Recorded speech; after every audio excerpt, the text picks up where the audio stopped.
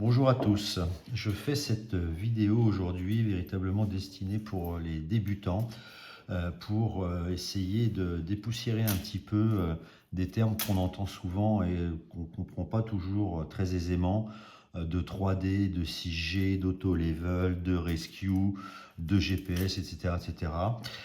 Et puis vous parlez de ce produit, un brin d'œuf qui est très connu du monde des modélistes, que j'ai acheté il y a une petite année et pour le coup dont je suis extrêmement déçu et je ne conseillerais absolument pas d'acheter si vous êtes débutant et je vais vous expliquer concrètement pourquoi. Je considère on est dans de la tromperie commerciale quand on parle de ce produit-là et vous allez comprendre pourquoi. Alors, pour comprendre justement, il faut déjà commencer à essayer de comprendre ce qu'est un module flybarless. Il y a maintenant, je dirais 15-20 ans, les hélicoptères, peut-être même un peu plus, les hélicoptères étaient des hélicoptères avec barre de belle. La barre de belle, c'est quoi?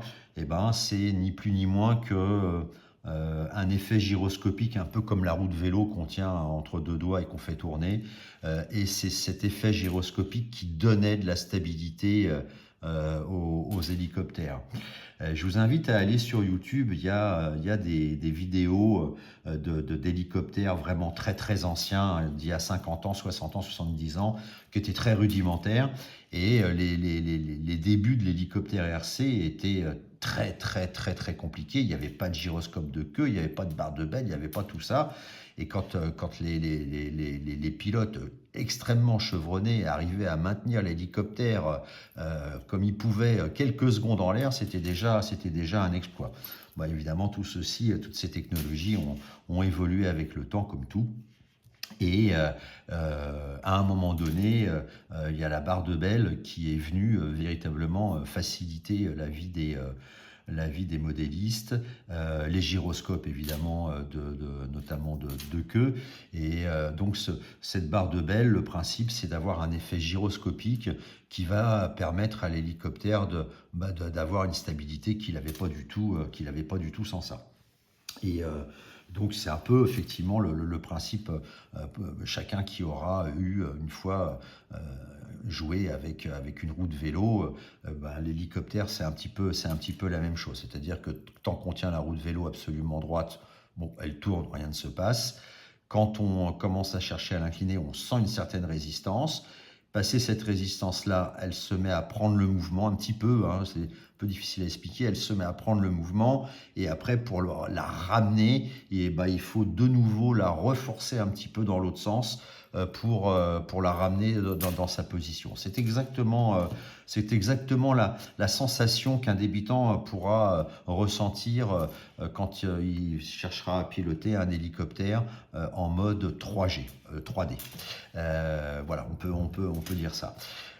Donc les barres de belle à un moment donné ont été remplacées par des modules électroniques qui étaient des modules 3 axes, première génération, module 3 axes. Je ne saurais dire si l'idée était de reproduire, je pense que oui, était de reproduire donc cette inertie de l'hélicoptère de façon à ce que les pilotes ne soient pas complètement déboussolés, ou si c'était inhérent à la technologie. Je me souviens avoir vu des vidéos de premiers essais de modules flybarless où, selon les modèles, les pilotes disaient oui, je retrouve bien les sensations, non, je retrouve pas bien les sensations, etc. etc. Enfin bon, voilà. Donc le but, c'était de pouvoir supprimer cette barre de belle avec son effet gyroscopique par un module électronique. Donc première génération, 3 gyroscopes, 3 axes.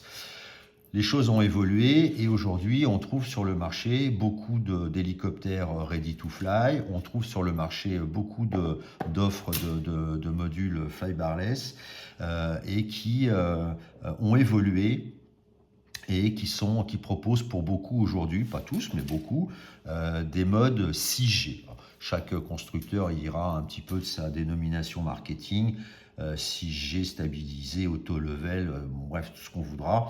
Mais dans l'idée, c'est des modules plutôt deuxième génération, non plus avec trois gyroscopes, mais 3 gyroscopes plus 3 accéléromètres. Voilà fondamentalement la différence entre ces deux types de génération de modules.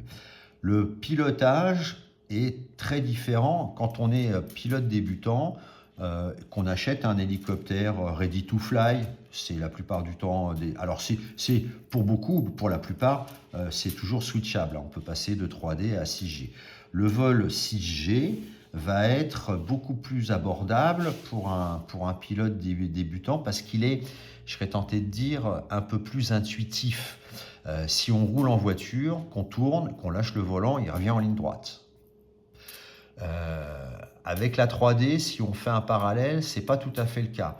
On roule, on tourne le volant, si on le lâche, il ne revient pas en ligne droite. Il va continuer même à tourner encore plus dans le même sens et il faut le ramener. C'est un petit peu moins intuitif, un petit peu plus difficile à appréhender. Bon, le souci, c'est que quand on commence en hélicoptère, on ignore un peu toutes ces choses-là. Donc on achète un truc sans trop savoir et puis pour peu que le truc propose deux modes, on se dit ah bah tiens, ce mode-là je me sens plus à l'aise, donc j'apprends à voler dans ce mode-là et puis voilà. Alors et le passage de l'un à l'autre, à un moment donné, ça nécessite un réapprentissage parce que effectivement les commandes ne sont plus les mêmes.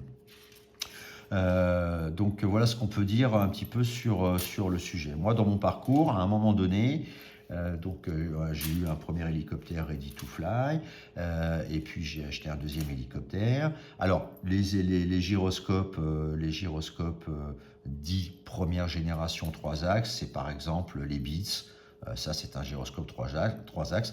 Et cet hélicoptère que j'avais acheté était fourni avec un Beats. Et là, j'ai vraiment eu énormément de mal à le piloter. Et je me suis rendu compte qu'il y avait vraiment de grandes différences avec mon premier hélicoptère, ce qui m'a d'ailleurs un petit peu forcé à aller chercher de l'info et à comprendre le pourquoi du comment. Je mettrai en description un très bon sujet qui explique très précisément ces histoires de 6G, de 3D, etc., bien plus précisément que moi. Je ne suis pas un grand spécialiste sur le sujet. Alors, à un moment donné, je me suis dit que ça me convenait pas. Et j'ai voulu acheter un autre module, du coup dit 6G, pour retrouver un petit peu pour retrouver un petit peu mes marques et mes sensations de vol. Alors je ne dis pas que je mets de côté ce mode 3D totalement, mais bon, c'est de l'apprentissage et je veux pouvoir me faire plaisir. Donc après, chacun y trouvera son compte. Il y a toujours, quand il y a eu des évolutions technologiques, quels que soient les sujets, il y a toujours eu des discussions de comptoir, de fond de cours.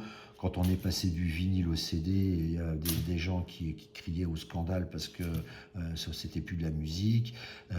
La boîte automatique en France a eu énormément de mal à s'implanter parce que les gens old school considéraient que c'était pas de la conduite, etc.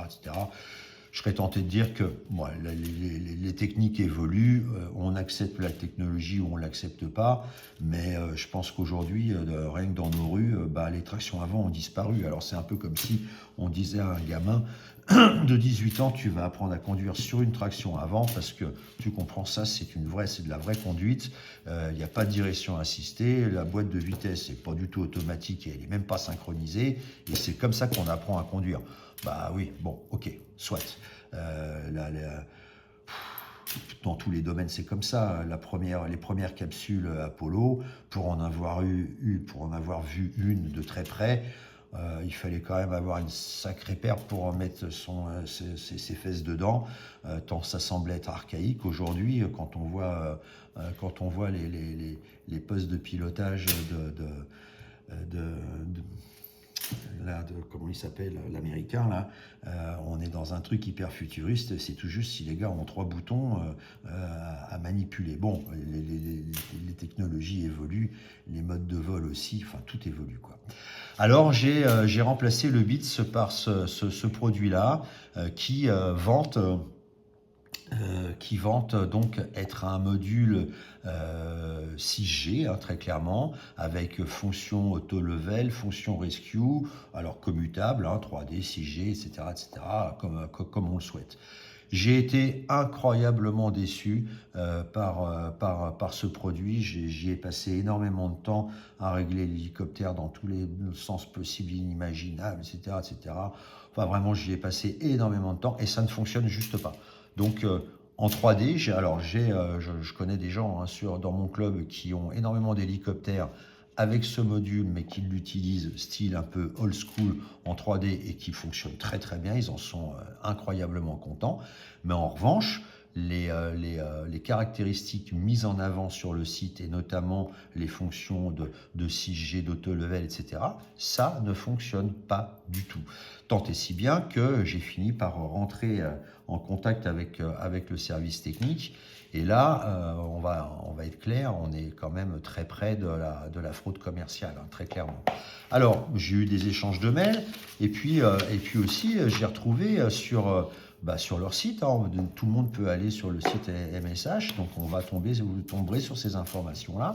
Alors, c'est en anglais, hein, l'argumentaire commercial, il y en a plusieurs, voler tranquillement, plus besoin de vous soucier du vent, plus besoin de vous soucier de ceci, plus besoin de vous soucier de cela, vous n'avez plus qu'à penser à voler, l'auto-level, etc. vous donne une liberté, une tranquillité d'esprit extraordinaire, voilà, tout un tas de choses. Là, dans les caractéristiques, on vous écrit une infinité de modes d'opérations auto-level par de fins ajustements du gain et un maximum de stabilisation des angles, une infinité de modes de rescue, pareil, par des fins ajustements du pitch, etc., etc. Ok, d'accord, mais ça marche pas. Ça marche pas. C'est-à-dire que moi, la première fois que j'ai fait décoller l'hélicoptère part systématiquement à gauche et tout droit. Mais vraiment, hein, fortement. C'est-à-dire que pour pas qu'il parte en avant, il faut mettre le stick de profondeur pratiquement à 50% de sa course. Et pour pas qu'il parte à gauche, il faut mettre le stick de profondeur pratiquement à 50% de sa course à droite. C'est pas un problème d'hélicoptère, pour le coup, j'ai fini par lâcher l'affaire, j'ai mis un autre module dessus il fonctionne admirablement bien. Donc, alors l'autre module que j'ai mis, c'est un module certes qui est plus cher, beaucoup plus cher, qui est le double, mais enfin, je serais tenté de dire que quand on achète un produit, quel que soit son prix, s'il ne fonctionne pas, c'est toujours le payer trop cher. Donc, bon, soit. Alors, j'ai effectivement, à un moment donné, je suis rentré en contact avec le service client. On a eu plusieurs échanges de mails avec ces gens-là, et alors là, carrément, on tombe sur le cul, quoi. C'est-à-dire qu'ils sont capables dans le mail de vous expliquer que finalement, alors écoute, finalement, mon petit Roger, tu aurais peut-être plus intérêt à essayer de piloter des drones plutôt que d'essayer de piloter un hélicoptère si tu n'y arrives pas. C'est un petit peu ça. Donc ils disent notamment, hein, au gré des conversations, finalement, oui, mais alors finalement, le mode auto-level n'est pas fait pour être utilisé comme ça, il est fait pour être utilisé en appoint du mode rescue quand, comme un crétin, tu as été en haut d'une montagne et que tu es en plein brouillard et que tu sais plus où est ton hélicoptère. Ok, ils l'ont marqué, ils l'ont écrit. Hein. Enfin là, on se dit, ils se foutent un peu de qui là? De moi, probablement de moi, très clairement. D'autant que vraiment, ce problème, hein, si on fait une recherche sur Internet, sur YouTube, il a été déjà exposé par plein d'internautes, par plein de pilotes qui cherchaient à comprendre, à trouver des solutions, à essayer, etc., etc., etc. Et donc, c'est quand même quelque chose qui est connu.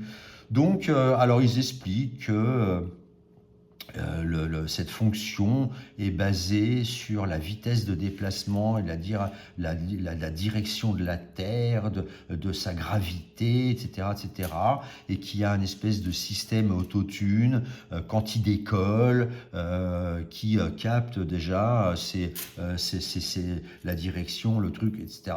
Et voilà, bah ouais, moi je veux bien tout ce qu'on veut. Il pourrait même capter l'indice des marées si ça lui fait plaisir. Moi, tout ce que je vois, c'est que ça fonctionne pas en fait. Donc voilà, d'autres modules fonctionnent très très bien. J'ai maintenant j'ai 1, 2, 3, 4, 5 hélicoptères. C'est le seul module avec lequel j'ai ce genre de problème. Alors les autres captent peut-être la position de la Lune, j'en sais rien, mais en tout cas, ils fonctionnent. Ça fonctionne pas.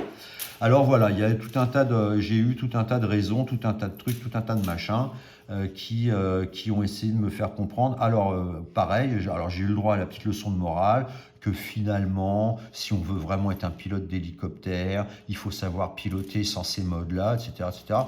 Bah, je serais tenté de dire, bah fuck Roger, en fait, occupe-toi de toi et moi, laisse-moi m'occuper de moi. Si j'ai envie de voler dans ce mode-là, j'ai envie de voler dans ce mode-là, point barre. D'autant que j'ai acheté ce produit-là parce que tu me vantes les mérites de ces fonctions-là, et une fois qu'il est installé, ça fonctionne pas. Donc à un moment donné, voilà, tout ça est extrêmement discutable. Voilà, donc pour les débutants, je ne vous conseille pas du tout l'acquisition de ce module MSH brun, parce que vous allez avoir énormément de déconvenues. Alors très étonnamment, à un moment donné, je ne sais pas pourquoi, je n'ai jamais été en mesure de répéter le phénomène. Alors dans leur mail, hein, ils m'ont donné des choses à vérifier et tout. Et à un moment donné, je n'ai rien fait d'ailleurs de particulier. À un moment donné, il s'est mis à fonctionner, à peu près bien. Bon, c'était très bien, j'étais plutôt satisfait, bien que ça a quand même un comportement assez particulier. Rien qu'en stationnaire, si on a le malheur de donner une toute petite entrée sur l'anticoupe, il ne fait pas que pivoter. Alors évidemment, un hélicoptère, hein, c'est toujours un peu flottant. Il ne fait pas, bah, j'en ai maintenant quand même un certain nombre pour être capable de faire la différence.